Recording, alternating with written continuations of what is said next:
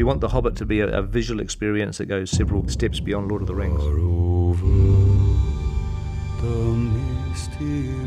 Fans of The Hobbit, they're going to get so much more. Dungeons deep and caverns. You'll get taken on an amazing ride. So, this is The Hobbit. I cannot guarantee his safety. Understood? You will see more of Middle-earth than you've ever seen before. I think that people will see more than once. I know I will.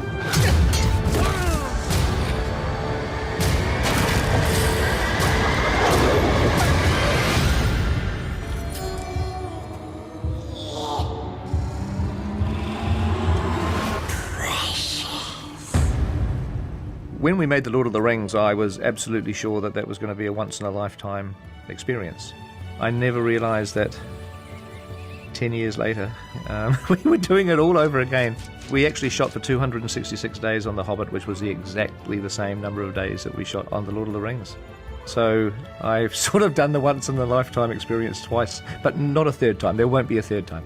It was a little bit like returning to summer camp. You know, so many of the people who were part of the first journey are part of this journey. It's all coming back to me. It was extraordinary coming back onto set with those same people. You looked around at all the faces in the crew and thought, here we go. The same creative talent. 20 or 30 of the most senior people were Lord of the Rings veterans. What a Who would have treat. thought it would ever have happened again? I know. To have a chance to return, pop the wig on and the feet on, it kind of feels like I've stepped into a time machine. And I get to meet all of these other actors who are coming along for the real long journey and sort of seeing in them a little bit what we felt like when we started.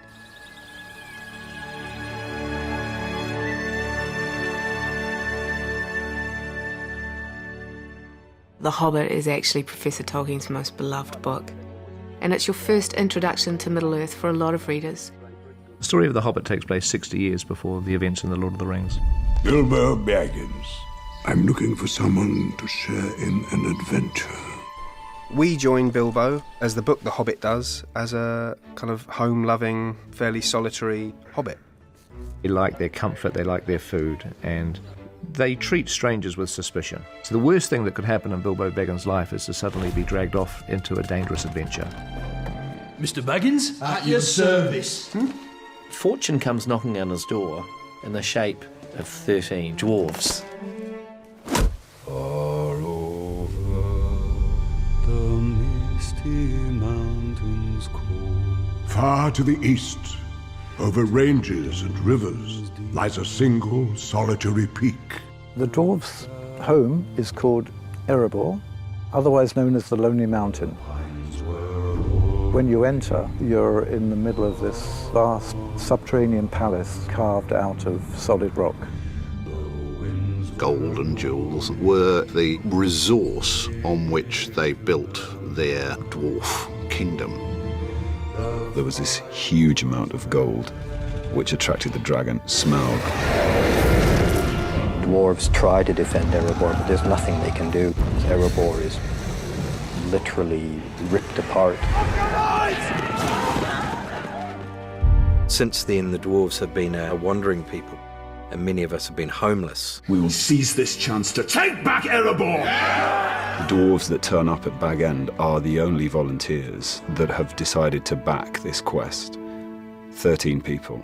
You asked me to find the 14th member of this company, and I have chosen Mr. Baggins. Me? No. The one thing with hobbits is that they are very stealthy, and that's exactly the quality that Gandalf the Wizard is looking for. You'll have a tale or two to tell when you come back.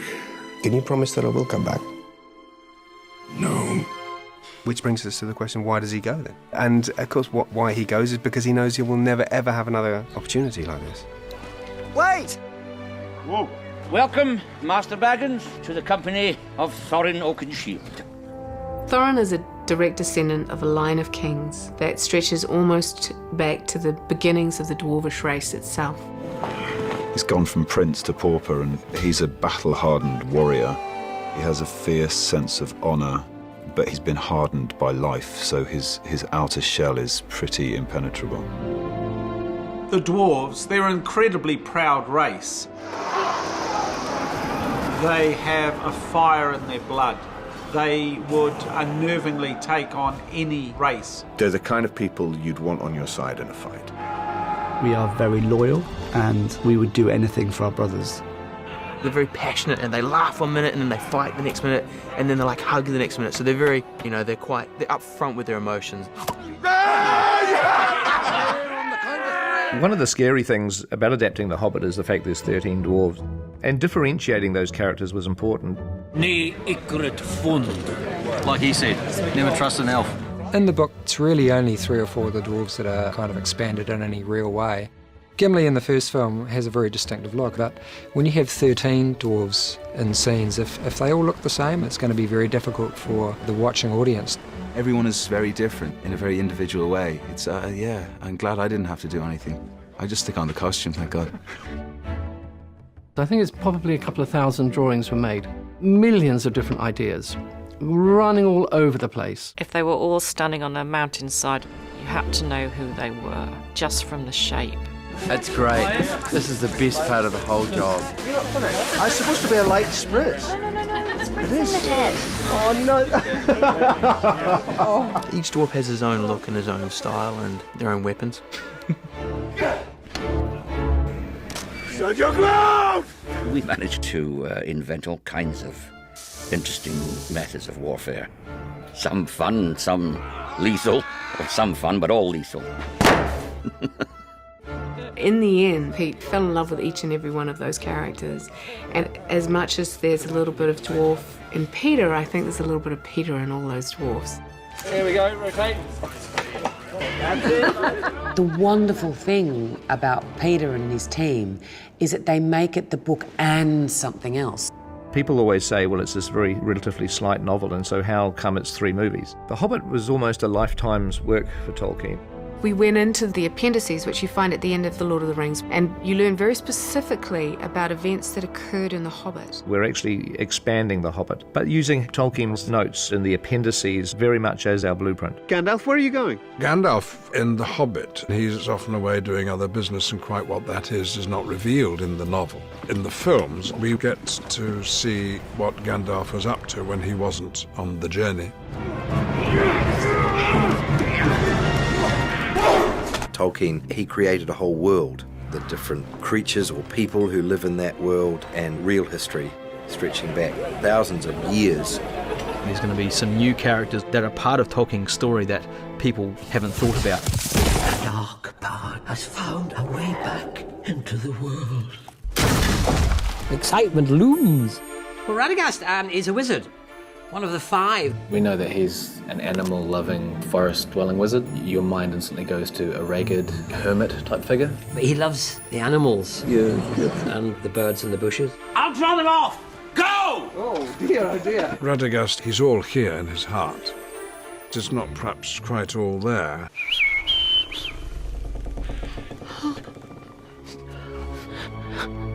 The trees! They're diseased! Radagast discovers that something's going wrong in his immaculate forest. Trees are dying, animals are dying. Something's wrong, something's terribly wrong. Middle-earth seems to be just beginning to rumble and tumble. For 400 years, we have lived in peace. Are we at peace? Orcs attacked us on the road. As part of the expanded Middle-earth universe, Tolkien came up with the idea of the White Council, which is the United Nations of Middle-earth to some degree. Gandalf, Elrond, Galadriel, Saruman, they play a role in illuminating those sort of broader political landscape. The White Council. They represent enormous power. There's suspicion amongst all of them that there's this building power of evil getting stronger and stronger. It has to be more than just the dwarves' quest, because their quest is being affected by Middle-earth events and the rise of evil. Seeds being planted for what eventually becomes the time period that we meet in Lord of the Rings, that lead to the great fight for Middle-earth. If you watch then this suite of films in their entirety, it's wonderful that Peter's able to weave those subtle connections between the films. One of my favourites is an older Bilbo telling children the tale of his run-in with 3 large mountain trolls. So there I was, at the mercy of 3 monstrous trolls. The great thing about The Hobbit is we get to see it. Bilbo's encounter with the 3 trolls, William, Bert and Tom, is one of the most iconic passages from the book, and it was something we were really looking forward to bringing to the screen. 3 of us dwarves, Mark, myself and William, are portraying the trolls as well. There were 3-4 days there with Peter on the mocap studio, and we had a tremendous time there, just being in our grey suits. Are we having horse tonight or what? Shut your cake hole. You're like a really dysfunctional group of 3 flatmates. Directing was partly the same, really, apart from the fact that the actors look rather silly. I mean, who would want to walk around all day with a camera pointed right at their nose? The process of getting the trolls animated, we take the data that's been tracked from the mocap stage, and then we started refining that motion, and it was the first time we saw trolls actually verbalising. Now, are there any more of you little fellas hiding where you shouldn't? Make him squeal! Out of this colourful group of dwarves and wizards, and there's elves, and the story of The Hobbit is to take Bilbo, as played by Martin Freeman, the young, conservative, very safety-conscious Bilbo, and to see him transform. I have never used a sword in my life. He finds a bravery that he didn't know he had, and he finds a sort of nobility that he didn't know he had. And none of the others knew he had. Throughout the course of the quest, Bilbo surprises the dwarves at every stage. Bilbo goes on the journey, and he's changed forever. Was lost. Yes, and I want to get unlost as soon as possible. Now keep your... I'll use this if I have to. I can't wait to see that beautiful book that Tolkien wrote in 1937 come alive for people. There's a team here that have their heart and soul into creating something very, very special. We all have this common goal. We want this to be a film that has this lasting impact on people because it is such a good story. Whatever age you are, trying to remember the sense of awe you had as a child. Hopefully you will leave with that awe firmly in place. It's magic, pure magic, and you believe it. Going back to Middle-earth, probably for the last time on the big screen, is going to be a huge thrill. For the fans, these films are a return to a world that is both familiar but also entirely unexpected. I'm going on an adventure! Step into the world, step into Middle-earth, come on this adventure with us.